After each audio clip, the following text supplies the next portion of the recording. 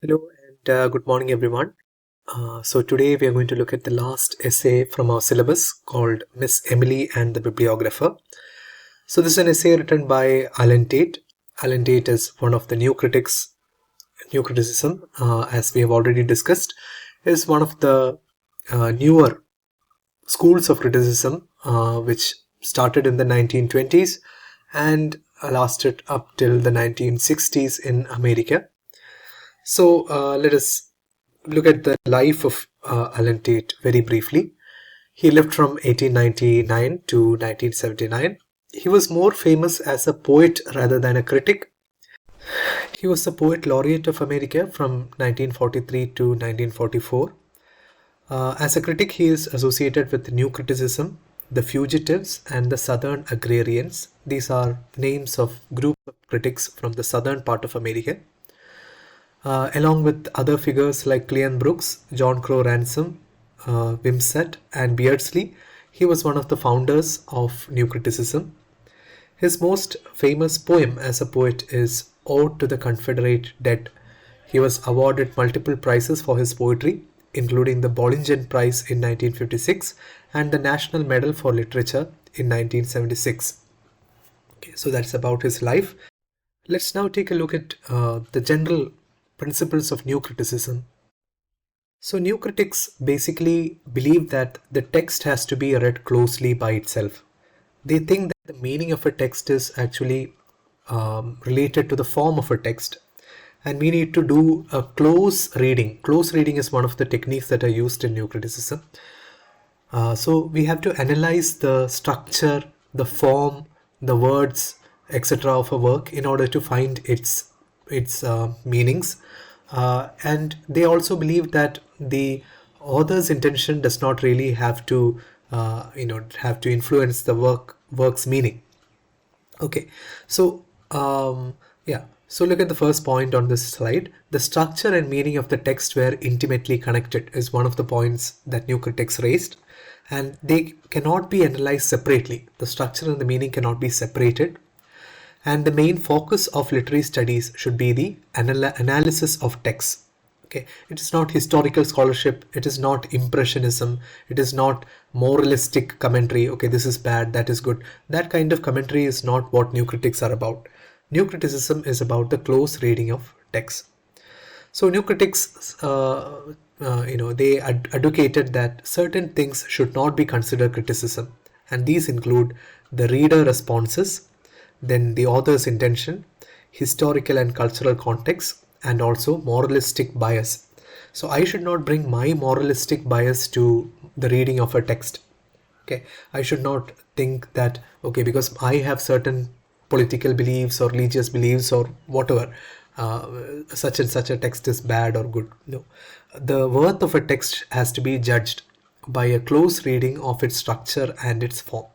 Okay, so new criticism was a very dominant form of criticism in the from the 1920s to the 1960s, and it was only during the 1960s that new movements in criticism like structuralism, post-structuralism, deconstruction, feminism, etc. came and replaced most of new criticism. Okay, so now let us move on to the essay itself. Okay, the essay is titled Miss Emily and the Bibliographer, and this was published in 1940. So we can say that this is almost in the middle period of new criticism, one of the strongest phases of new criticism. Okay, this essay begins with a kind of a story, an anecdote. Okay, so the story is about a conversation which happened in a college. Okay, so at the beginning of the semester, a literature student went to the professor and asked, "What is the purpose of graduate research in literature?" Okay, a very curious student, wanted to know what is the purpose of research, and the professor answered, "To lay the foundations of literary criticism." Okay, very noble answer, to lay the foundations of literary criticism. Okay, so Alan Tate says that, okay, this is fine, this answer is fine. But the same professor later in the semester gave a different kind of instruction to the students. Okay, so what happened later? So the professor assigns a certain work to the students, and as an instruction, the professor says, we must maintain in these papers the graduate point of view. There must be no impressionism. There must be no literary criticism. Anybody can write that. Okay.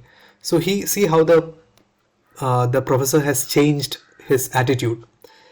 Initially, he said we are building the foundation of literary criticism, but later he says, okay, you should not do literary criticism. Literary criticism is something that anybody can do. You are scholars. You should only focus on historical scholarship. You should only focus on bibliography. Okay, bibliography means studying the historical context, the social context, the life of the author, etc. Okay, those are the kind of things that students should study. They should not do any literary criticism. So this is a great hypocrisy, right? So Alan Tate says that this is something which cannot be believed. Why should the professor deny the students the ability to do literary criticism?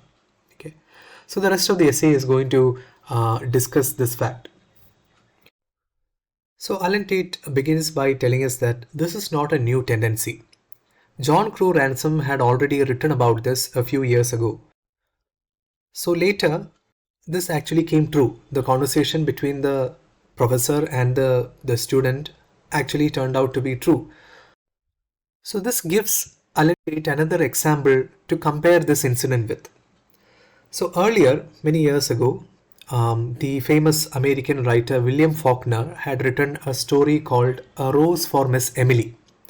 So in this story, there is a character called Miss Emily who kills her lover and hides his body in her house because she is afraid that her neighbors will find out about the love affair, which is not a legitimate love affair. It is a kind of a kind of a illegitimate affair. So she doesn't want her neighbors and her society to find out about her lover. So she actually kills him, and then she pretends that he is alive. Okay, after killing him, she is free now to escape from the judgment of her neighbors and her society, but still she, in her mind, she replays the tender moments that they had. So she keeps him alive in her mind, but in the real world she kills him. Okay, so this story also seems very unbelievable, but a few years later, after William Faulkner had written about it, an incident actually happened in New York where a lady murdered her lover and hid his body in the room. So Alan Tate compares these two incidents. John Crowe Ransom had already written about this incident about a professor and a professor stopping students from doing literary criticism, and then it actually came true.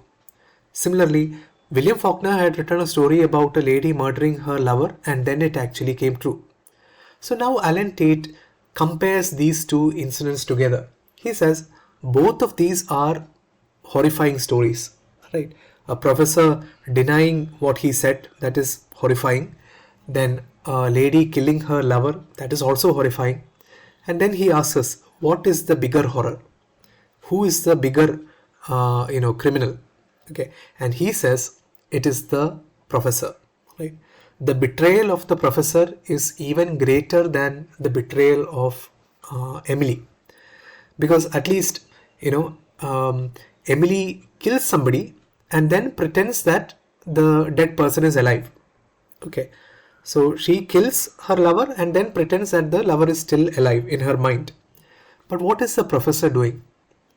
The professor is telling the student to do criticism and then pretending that the criticism is dead.